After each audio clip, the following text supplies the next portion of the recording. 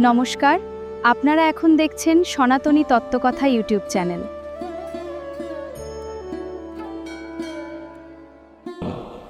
মজার কথা কি জানেন, ভগবানের রাজ্যে ভূত বর্তমান ভবিষ্যৎ নেই, সব বর্তমান।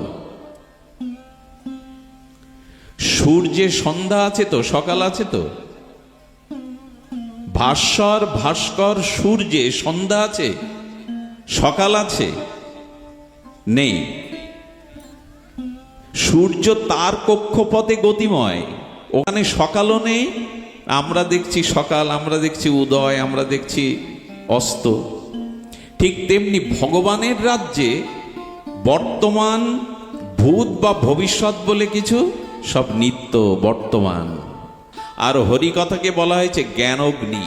জ্ঞান অগ্নি, অগ্নি যেমন সব পুড়িয়ে ভস্মীভূত করে দেয়, তোমার অনন্ত জন্মের পাপ ও তোমার অনন্ত জন্মের অপরাধ, তোমার অনন্ত জন্মের দুর্বাসনা কামনা যেটা জমে আছে, ভাগবত জ্ঞানাগ্নিতে সেটা পুড়িয়ে ভস্মীভূত হবেই হবে। এই জন্য হরিকথা শ্রবণ হলো জ্ঞানাগ্নি, হরিকথা সাধুমুখে হলো অমৃত, হরিকথা হলো মণি স্বরূপ। এটা পেলে আর দুঃখ থাকার কথা না। আচ্ছা, যদি বলেন আমরাও তো অনেক দিন হলো সাধু সঙ্গে সাধু মুখারবিন্দর হরি কথা অমৃত পান করছি, শ্রবণ করছি, আমাদের তো এই দশা হয়নি। হয়নি কেন জানেন? হরি চরণুচ্যুত গঙ্গা পৃথিবীতে এসে ধারণ করবে কে, এই জন্য মহাদেব জটা বেঁধে দিলেন। হরিকথাকে গঙ্গা মনে করুন, হরিকথাকে গঙ্গাই বলা হয়েছে, গঙ্গার নির্মল পুত স্রোত, অমৃতের স্রোত। হরিকথা গঙ্গা ভগবান শিব কোথায় ধারণ করেছেন? একটু কথা বলুন। মস্তকে। তার মানে সংকেত দিচ্ছে ভগবান শঙ্কর সাধুমুখে হরিকথাটা মাথায় ধারণ করে রেখেছে। তো আমাদের মস্তকে এখন হরিকথার গঙ্গা আসছে, আমরা ওটা ধারণ করি তো। ধারণ করলে আমাদের দুর্দশা থাকতো না। আমরা ধারণ অনেকেই করি না, আসতে হয়, ভালো লাগে। হরিকথাকে কি বলে জানেন? এখানে গেলে মনটা বেশ দুশ্চিন্তা মুক্ত থাকে। এখানে এলে কি হয়, কাউকে জিজ্ঞাসা করবেন, বেশ ভালো লাগে, এত লোকজন, এত নিত্য গীত, এত আনন্দ, হ্যাঁ, এত মৃদঙ্গের ধ্বনি, বেশ ভালো লাগে, সময়টাও কাটে ভালো। ওই পর্যন্ত ভালো লাগে, সময়টা কাটে ভালো। ওনার কথাগুলো বেশ মিষ্টি মিষ্টি, বেশ যুক্তি দিয়ে বলে, ভালো লাগে। এই জন্য হরিকথা না, হরিকথাকে ধারণ করবার জন্য কি সংকেত দেখুন। স্রোতস্বিনী পবিত্র হরিকথারূপ গঙ্গা ভগবান শিব মাতায় ধারণ করেছেন। আমরা যারা ধারণ করতে পারি না, তাদেরই এই চিন্তামণি অমৃত যা বলা হলো, এই ফল থেকে বঞ্চিত হই আমরা। এই জন্য ভগবান শঙ্কর সংকেত দিচ্ছেন, হরিকথা প্রবহিনী অমৃত গঙ্গাকে ধারণ করো। আচ্ছা, ওই ধারণের জলটা অর্থাৎ মস্তক থেকে যখন মাটিতে পড়ে গড়িয়ে যায়, লক্ষ্য করেছেন? যে মাটির যে রং, ওই জলটা সেখানে পড়ে সেই রং ধারণ করে। মাটিটা যদি কালো হয়, কি রং ধারণ করবে জলটা? কালো। আর যদি লাল মাটি হয়, স্বচ্ছ মাটি হয়, এটা কি জলের দোষ না মাটির গুণের দোষ? তেমন হরিকথা যদি ব্রহ্মা নারদ এই আসনে এসে বসেন, আর আপনার হৃদয়রূপ ভূমি, আপনার হৃদয়রূপ ভূমি, ওখানে যে রং আছে, হরিকথাও সেখানে গিয়ে সেই রং ধারণ করবে। যার অশ্রদ্ধা আছে সেখানে গিয়ে হরিকথা ক্রিয়া করবে না। যার যেমন প্রবৃত্তি আছে সে হরিকথাকে, সে দেখবেন পাঠের পরে কারো কাছে শুনবেন কথা, সেই তো মনে পড়ে রাধাকুণ্ডে এক তত্ত্বজ্ঞ হরিকথা বলছেন। সেদিন খুব মানে তত্ত্বকথা হচ্ছে। এক বুড়িমা, আমার মুখে অনেকবার শুনেছেন, তবু আর একবার পুনরুক্তি করি, মন্দ লাগবে না। সেই বুড়িমা বসে বসে কাঁদছেন। যিনি পাঠক ঠাকুর তত্ত্বজ্ঞ, তিনি বলছেন, আজকে তো করুণ রসের পাঠ হয়নি, আজকে তো সব তত্ত্বের পাঠ। তো বুড়ি এরকম কাঁদছে কেন? চোখে জল ফোরাচ্ছে না বুড়ির? পাঠের পর সেবককে ডেকে বললেন, ওনার কাছে গোপনে শোনো তো, উনি এত কাঁদছিলেন কেন? বুড়িমা, পাঠ তো সমাপ্ত হলো, তুমি এভাবে দুলে দুলে কাঁদছিলে কেন বলো তো? আজকে তো করুণ রসের পাঠ হয়নি, তত্ত্বের পাঠ হয়েছে। বলো কাঁদছিলাম কি এমনি ছাগলের জন্য। ও তো অবাক হয়ে বলছে এখানে আবার রাধাকুণ্ডের পাঠে ছাগলের জন্য মানে? বলো বড় সাত করে আশা করে লালিত পালিত করে একটা ছাগল বড় করেছিলাম, ছাগলটা দুদিন আগে মারা গেছে। তাহলে তার কান্না এখানে কেন? বলে পাঠক ঠাকুরের মুখে ছাগলের মতো কয়েকটা দাড়ি ছিল, বুঝলেন? উনি পাঠ করতে করতে মুখ নাচ্ছেন তো, আর ওনার ওই দাড়ি দেখে ওনার সেই ছাগলের স্মৃতিই মনে আসছে। জয় রাধে। এক বুড়িমা নিমাই সন্ন্যাস পালায় বেশ কাঁদছেন, হাও মাও করে জড়িয়ে ধরে একেবারে গড়া গড়ি দিয়ে চোখের জলে ভাবছেন। একজন বললেন, মা মহাপ্রভুর প্রতি তোমার এত করুণা, মহাপ্রভুর প্রতি তোমার এত অনুরক্তি, তুমি নিমাই সন্ন্যাস পালাতে এর মধ্যে তুমি কেঁদে কেঁদে তো মাটি ভিজিয়ে দিলে। বলে নিমাইয়ের জন্য কি আর কাঁদছি? আমার ছেলেও আমাকে ধাক্কা দিয়ে বের করে দিয়েছে, ভাত দেয় না। ওই যে নিমাই বলছে পরের মাকে মা বলবো, আর মা বলতে পারবো না, এই পালা কীর্তন হচ্ছে, আর উনি ওনার ছেলের গলা ধাক্কার কথা মনে করে কাঁদছেন। এরকম যেন না হয়। দেখুন, বসন্ত না এলে পল্লব হয়, আমের পল্লব হয়, কচি পল্লব হয়, আর কচি পল্লব না হলে গুটি বাঁধবে আমের। বসন্ত আসা লাগবে। তেমন হরিকথাতে প্রেম পেতে গেলে, মণিমুক্তা পেতে গেলে, অমৃত পেতে গেলে বসন্তরূপ শ্রদ্ধা লাগবে। হরিকথাতে বসন্তরূপী শ্রদ্ধা আসতে হবে হৃদয়ে, তাহলে হরিকথা ক্রিয়া করবে। তনু মন প্রাণ সমর্পিত করে শ্রদ্ধান্বিত শ্রবণ কীর্তন, শ্রদ্ধান্বিত শ্রবণ কীর্তন করো, তাহলে শ্রদ্ধান্বিত শ্রবণ কীর্তনের দ্বারাই আমাদের প্রকৃত এই মঙ্গল আসবে। উপায় আর কিছু নয়, উপায় সাধুসঙ্গ, হরিকথা শ্রবণ কীর্তনের মাধ্যমেই আমাদের একমাত্র উপায়, আর কোনো উপায় আমাদের নাই। এই জন্য আপনাদের কাছে একান্ত অনুরোধ করব যে দয়া করে হরিকথা শ্রবণী শ্রদ্ধান্বিত হয়ে সাধুমুখে হরিকথা শ্রবণী আমাদের জীবনের একমাত্র গতি ও প্রকৃতি। আমি গতদিন বলেছিলাম, ঘটনাটা আবার বলি, হরিকথাতে অনেক কিছু ঘটে যায়। দেখুন, আমাদের মায়েরা বা বাবারা স্বামী স্ত্রী যদি নিজের বশীভূত না থাকে, অনেকেই তাবিজ কবজ তান্ত্রিক এই গাছের শিকড় এইসব করেন। আমি মায়েদের বিশেষ করে অনুরোধ করবো, মায়েরা একটু দুর্বল চিত্ত, তারা এইগুলোই বেশি করেন ফেরাবার জন্য, তাবিজ কবজ শিকড় অমুক তমুক তন্ত্রমন্ত্র। আমি বলি, মা একটু চেষ্টা করে দেখো তো, ঈশ্বর বিমুখ স্বামীকে যদি একটু ভাগবতে একদিন আনা যায়, তাবিজ কবজ না করে তান্ত্রিকের কাছে না ছুটে একটু দেখো তো ভাগবতে আনা যায় কিনা। একদিন যদি একটু বলে কয়ে হাত পায়ে ধরে গালাগালি শুনেও ভাগবতে আনতে পারো, আমার মনে হয় বিশুদ্ধ ভাগবত সঙ্গে সাধু সঙ্গের গায়ের বাতাস লাগলে তাবিজ কাবজ ওর কাছে কিছু না, তাবিজ কাবজ লাগবে না। এটা প্রত্যক্ষ জীবনে অনেক দেখেছি। তো এটা ঘটনা বলি। একটি নেশাখোর স্বামী স্ত্রীতে বিমুখ, পরস্ত্রীতে আসক্ত, অনেক অবগুণ। স্ত্রী পায়ে ধরে ধরে বলছেন, 3 দিনের ভাগবত হচ্ছে ওই পাড়াতে, দয়া করে একদিন চলো না। আচ্ছা, আমাকে সাথে নিতে হবে না, তুমি দয়া করে, আমি ওই অনেক কিছু গালাগালির পর হাত জোড় করার পরে বললেন, আচ্ছা কি হবে তোর ওই ভাগবতে গিয়ে? বললেন, ভাগবত কথা খুব মিষ্টি লাগে, খুব মধুর লাগে। বলছে পরীক্ষণীয়, একটু পরীক্ষা করে দেখি না ভাগবত কিরকম মিষ্টি লাগে। ও আসরে গিয়ে দেখে ওর পরিচিত অনেকেই সামনে বসেছে। বললে, আমি যদি সামনে বসে, একটু চক্ষু লজ্জা আছে তো, কখনো আসেনি জীবনের প্রথম, আরও তো বিষয়মুখী। তো সাধুদের সামনে গিয়ে বসতে গেলে তো একটা যোগ্যতা লাগে ন্যূনতম। ও করেছে কি, সবার শেষে জুতো টুতো যেখানে রাখা ওইখানে বসেছে। আর ওর একটা বদ অভ্যাস হলো, ও যেখানেই বসবে সঙ্গে সঙ্গে চোখে নিদ্রা দেবী ভর করবে। আর একটা দোষ হলো, কেউ কেউ ঘুমিয়ে নাকের থেকে গাল দিয়ে বেশি করে নিঃশ্বাস নেয়, হা হয়ে নিঃশ্বাস নেয় কিনা, অনেকের এই অভ্যাস আছে।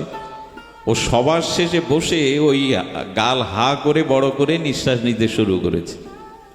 ভাগবত আর কোথায়, রুচি নাই তো, শ্রদ্ধা নাই তো।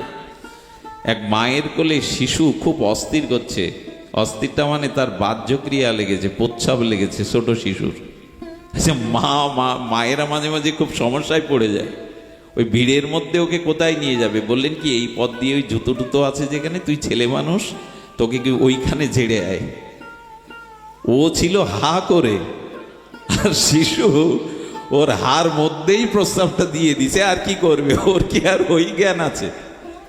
আচ্ছা, এমন গভীর ঘুমে ঘুমে ওর মধ্যে যে দিয়ে দিয়েছে।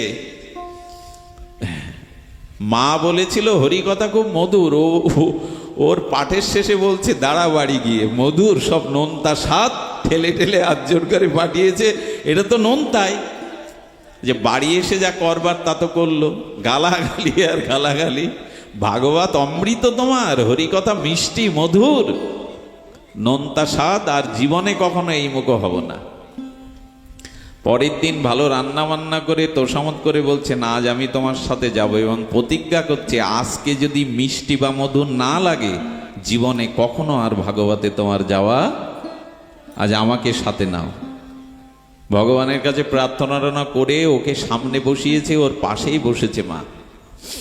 পাশে বসার পরে ওর কি অভ্যাস বললাম আগে, হা করে নিঃশ্বাস নেওয়া। কখনো মাটি করেছি ভাগবতে ভোগ দিতে, এখানে দিয়েছি কিনা জানি না, দিয়েছে। ভাগবতে আপনাদের দিকে এইটা দেয়, ভাগবতে প্রসাদ দিতে হয়, ভাগবত তো সাক্ষাৎ ভগবান।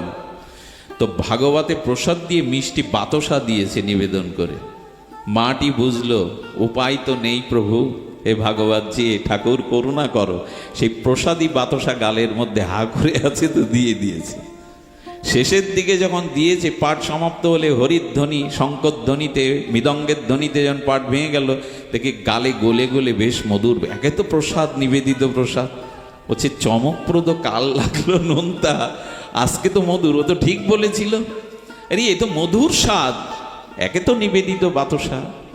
আর পূর্বের বাতাসাগুলোও খুব বাবু মধুর ছিল, এখন বাতাসা কেমন জানি না, তবে পূর্বের বাতাসার প্রতি খুব লোভ ছিল মানুষের। তো অমৃত স্বাদ পেয়ে বললো, না তুমি যেটা বলেছিলে কাল বকাবকি করা ভুল হয়ে গেছে, আসলে কাল আমি মন কান দেইনি, তো আজ তুমি সাথে নিয়ে পেছনে বসেছিলাম আর সামনে বসেছি।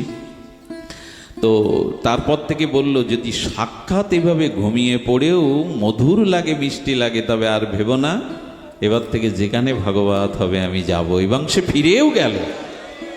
এই জন্য তাবিজ কবচ মালা না করে একটু সাধুমুখী করো।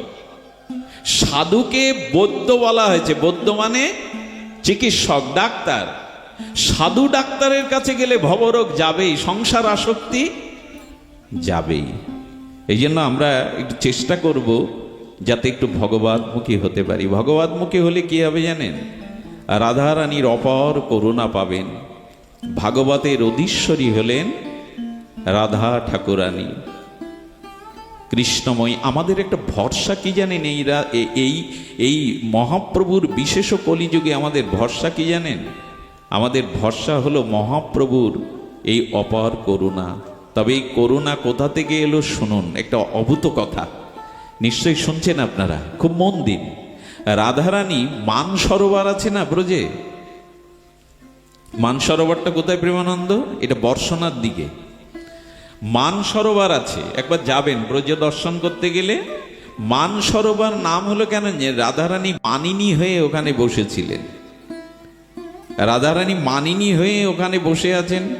আমার শুভঙ্কর বলছিল, দাদা যেন একটু রাধা কথা হয়, তো সামনে আছে। তো মানিনী, রাধারানী অভিমানিনী মানিনী হয়ে বসে আছেন। এখন গোবিন্দ মান ভাঙানোর জন্য বড় পটু, ওস্তাদ। গোবিন্দ সখীদের ধরলেন, মঞ্জুরিগণের ধরলেন, মানিনীর মান ভাঙাও, মান করে থাকলে যে আমার ভালো লাগে না। গোবিন্দ তখন সখীদের বারবার অনুনয় বিনয় করছেন করজোরে। সখীরা বললেন, রাধে রাধে, মানবতী কেন, কথায় কথায় তুই এত মান করিস কেন? আচ্ছা, মান করে তুই প্রাণনাথকে, সুকময় শ্যামকে তাড়িয়ে দিয়ে আবার কাঁদতে বসিস, তাহলে মানের প্রয়োজন কি? মান করে যাকে তাড়িয়ে দিলি মুখ দেখবি না বলে আবার তার জন্য সারাদিন কাঁদতে থাকে, সে মানের মান ভঙ্গ কর রাধে। রাধারানী এদিন খুব কঠোর মানিনী হয়ে মুখ বেঁকিয়ে বসে আছেন। গোবিন্দ বললেন, সখীদের স্তুতিতে মান ভাঙবে না। তবে রাধারানী ময়ূর খুব ভালোবাসে। গোবিন্দ করেছে কি, ময়ূরের রূপ ধরে রাধারানীর সামনে গিয়ে পেখম মেলে নৃত্য করতে শুরু করেছেন, যদি মানিনীর মান ভঙ্গ হয়।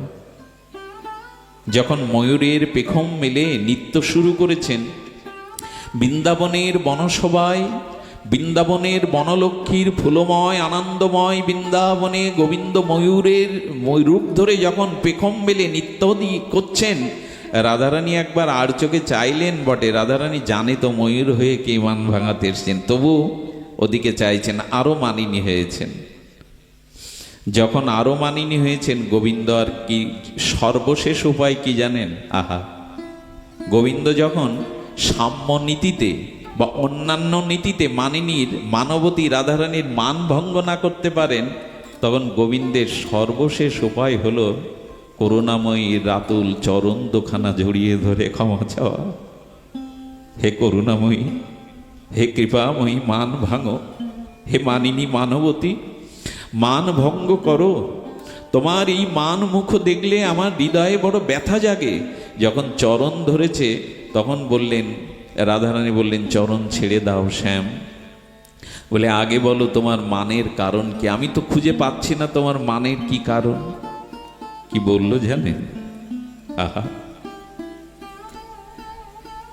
ঠাকুরানী বলল, মানটা এই যুগের না, মানটা ত্রেতা যুগের।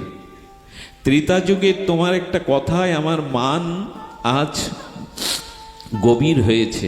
বললেন, ত্রেতা যুগে রাম অবতারে, মর্যা অবতারে তুমি বলেছিলে, শূর্পণখা তোমার কাছে এসেছিল, তুমি তাকে গ্রহণ করনি।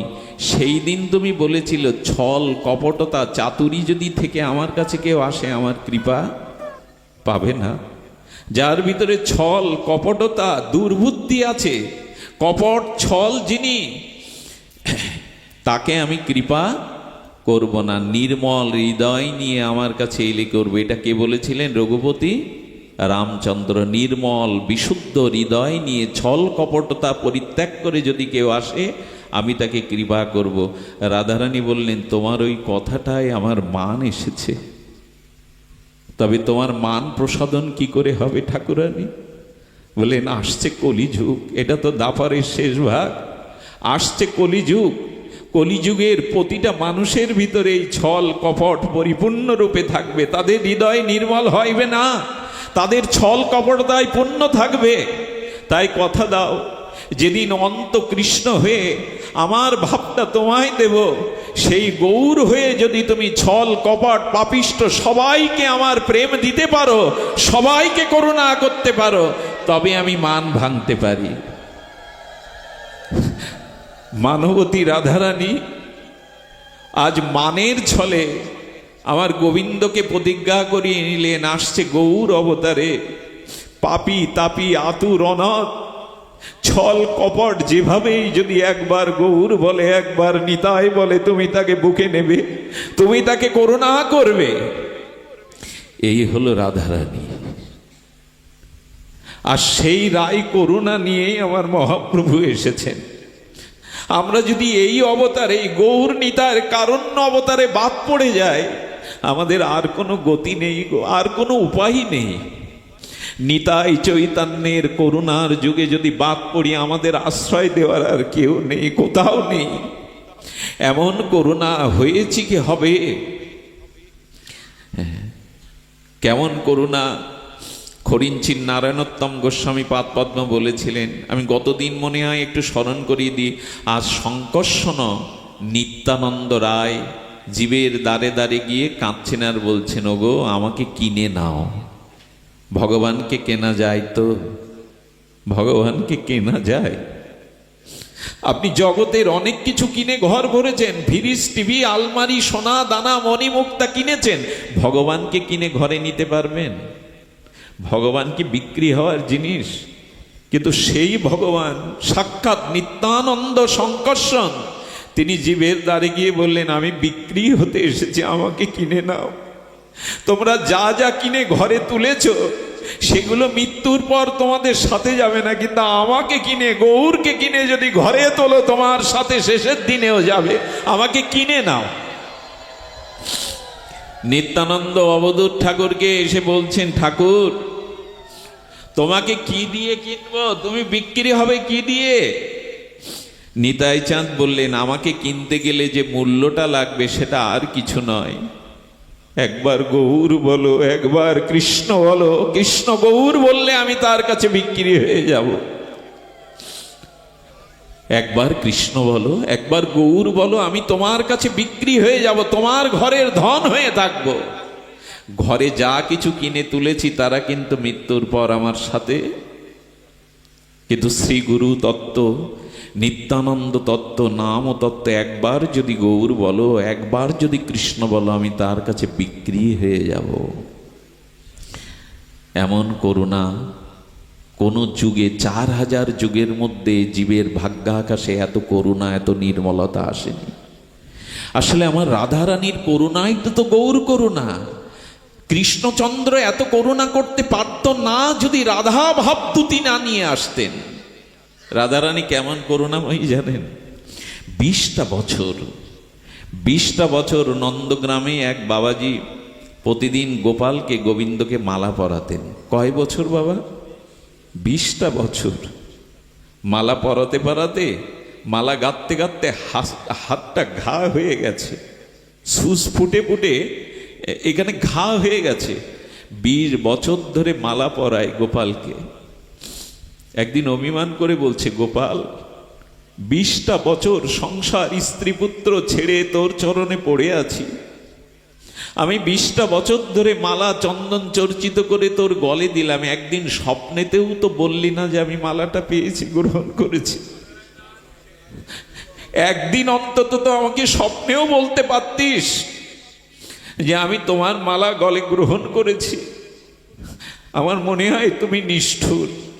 তোমার গলে মালা না দিয়ে আমি যদি বর্ষনায় রাধা রানীকে মালা দিতাম, এতদিন কতবার করুণাময়ী আমাকে কৃপা করত, কত করুণা করত।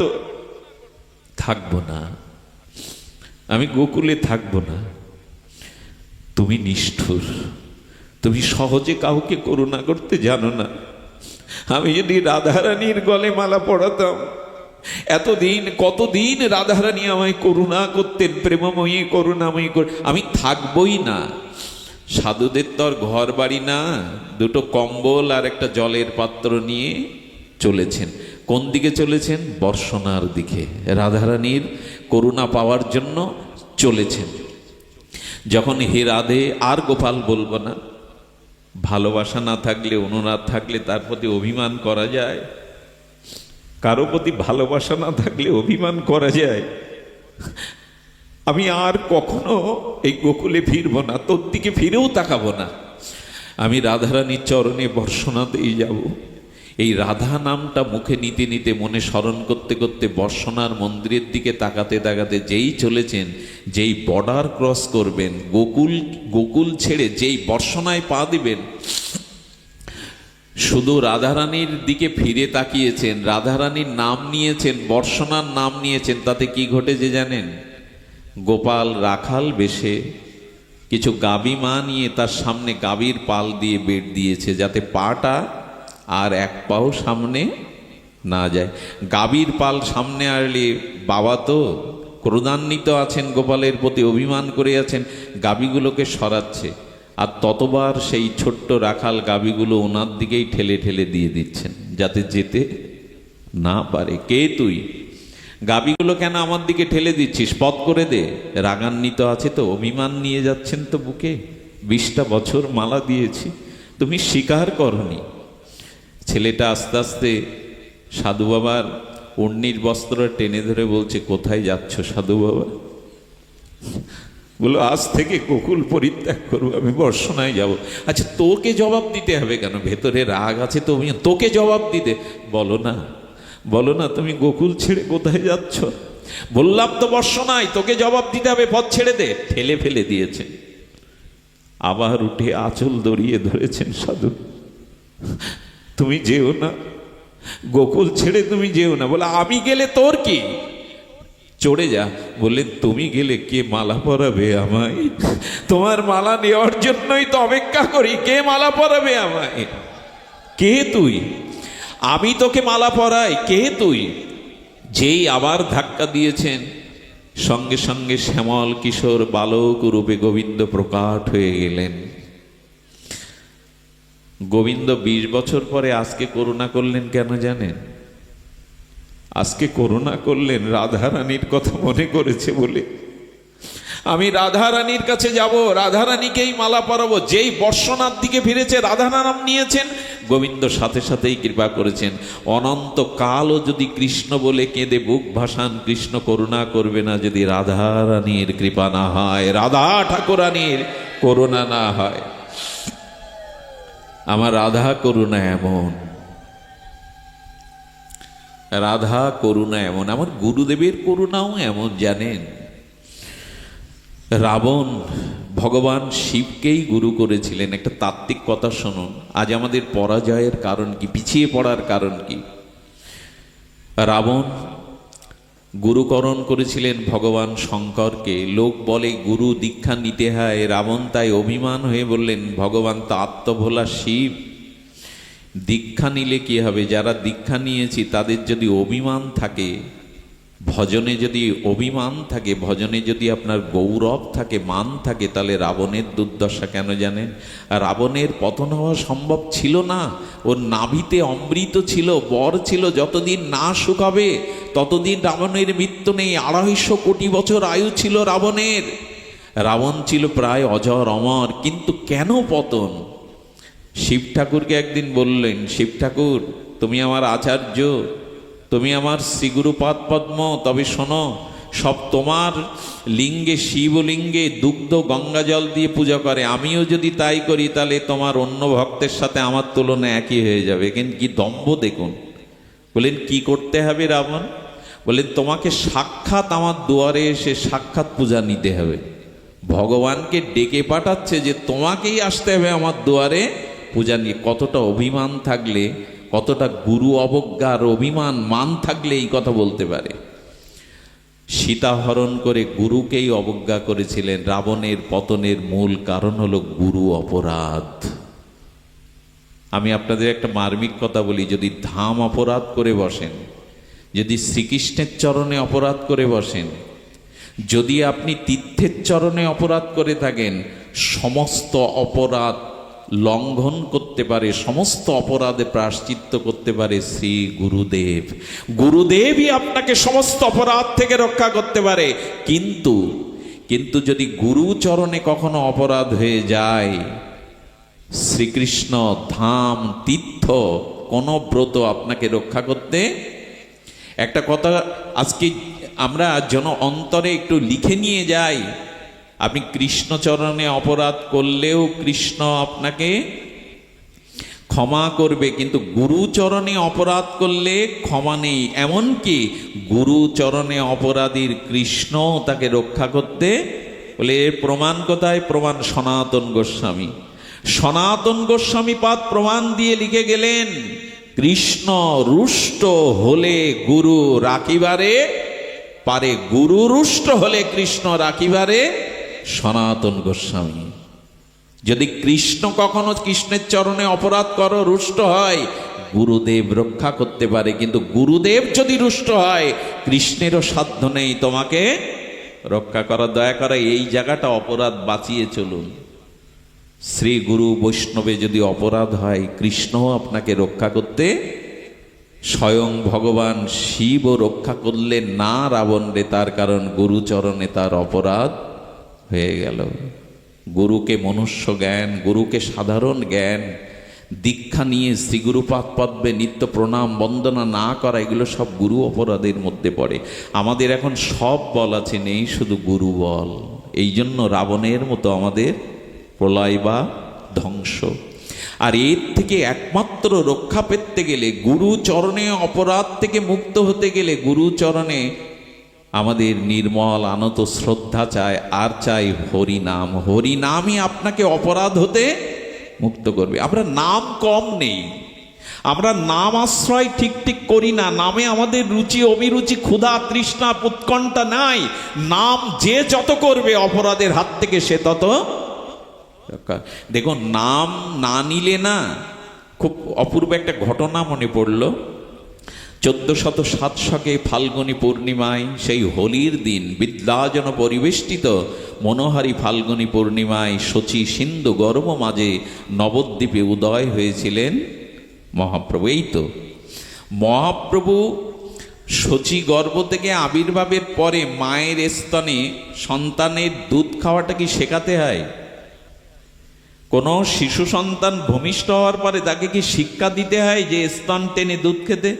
ওটা শিশুর স্বাভাবিক ক্রিয়া, ওটা শিক্ষা দেওয়া লাগে না। মা শচীমা যতবার নিমাইকে স্তন দিতে যাচ্ছে, নিমাই মুখ ফিরিয়ে, কি কি অপূর্ব ঘটনা, মুখ ফিরিয়ে নিচ্ছে। 6 দিন নিমাই মায়ের স্তন থেকে, শচীমার স্তন থেকে দুগ্ধ পান। আচ্ছা, মার কি দশা হয় তখন? বুকটা ভারী হয়ে ব্যথা করছে শচীমার, ভাবলে এটা কি হলো, নিমাই তো আমার বুকের স্তন্য অমৃত পান করছে না। 6 দিনের মাথায় দেখছেন আচার্য প্রভু, অদ্বৈত আচার্য প্রভু উঠানে দাঁড়িয়ে, মহাপ্রভু আবির্ভাব হয়েছেন যে সেই দিন থেকে আচার্য আর হরিদাসের নিত্য কীর্তন থামছে না, আনন্দে নৃত্য করছে। আনন্দে যখন নৃত্য করছেন তখন মনে করছেন, আচ্ছা আচার্য তো শঙ্কর। শচীমা চিন্তা করলেন, অদ্বৈত আচার্য তো সাক্ষাৎ ভগবান শঙ্কর, ওকে গিয়ে বলি না। অদ্বৈতের কাছে গিয়ে বললেন, গোসাই, আমার নিমাই আমার বুকে দুধ টেনে খাচ্ছে না, আপনি একটা উপায় করতে পারেন? মনে মনে তখন বলছেন, আমাকে একটু নিয়ে যাও তো, নিমায়ের কাছে নিয়ে যাও। এই অপেক্ষাটাই করছিলেন কখন নিমায়ের কাছে যাব। যেমন শ্রীকৃষ্ণ আবির্ভূত হলে যশোদার অঙ্গনে গিয়েছিলেন ভগবান শঙ্কর, আর ভগবান শঙ্করকে দেখে গোবিন্দ কেঁদে উঠেছিলেন যাতে কোল পায়। ভক্ত এসেছে তো দুয়ারে, আজকে যেই অদ্বৈত এসেছে, অদ্বৈতকে দেখে আবার সেই স্মৃতি মনে করে গৌর কাঁদতে শুরু করেছে। যখন কাঁদতে শুরু করেছে, বললে, দাও না মা আমায় কোলে। কোলে নিয়ে প্রেমাশ্রু ধারায় অদ্বৈত আচার্য চোখের বিন্দু বিন্দু প্রেমাশ্রু ফেলছেন। চোখ ইশারা করলেন মহাপ্রভু। ওদের তো কথা অনেক পুরনো কথা, ওদের ইশারা ওরা বোঝে। যেই চোখ ইশারা করলেন, শচীমাকে বললেন, মা একটু বাইরে যাবে তো, আমি দেখছি, একটু গুনে পড়ে দেখছি কেন ও দুধ টেনে খাচ্ছে না। মাকে একটু বাইরে যেতে বললেন। এবার বলছে, প্রভু নরলীলায় এসছো, শচীমাকে আশ্রয় করে এসছো, মায়ের স্তনের দুধ পাচ্ছ না কেন? মা কষ্ট পাচ্ছে। কি বলল জানেন? আচার্য, আমার মা বৈষ্ণব তত্ত্বে এখনো পুরোপুরি উনি নিবেদিত হননি। উনি মন্ত্র নিয়েছেন অনেক, কিন্তু এই যুগের মহামন্ত্র হরে কৃষ্ণ মহামন্ত্র মার কানে এখনো কেউ দেয়নি। ওই নাম যার মুখে, যার হৃদয়ে নেই, আমি তার কিছু গ্রহণ করি না। সে মান হলেও গ্রহণ করি না, শচী মা হলেও গ্রহণ করি না। কত বড় সিদ্ধান্ত দিয়ে দিলেন মহাপ্রভু, শচী মা হতে পারো, কিন্তু যার বদনে, যার হৃদয়ে মহামন্ত্র হরে কৃষ্ণ নাই, আমি তার কাছ থেকে কিছু গ্রহণ। কি অদ্ভুত সিদ্ধান্ত মহাপ্রভুর! নাম ছাড়া নিজের মায়ের প্রসাদীয় স্তন্য দুগ্ধ পান করবেন না। জগৎকে কি শিক্ষা দিচ্ছেন মহাপ্রভু? তোমার সব পেতে পারি, তুমি যদি মহামন্ত্র নাম গ্রহণ করো, হরি নাম গ্রহণ করো। মহাপ্রভু এসেছেন এটাই তো দিতে, এটাই দিতে এসেছিলেন।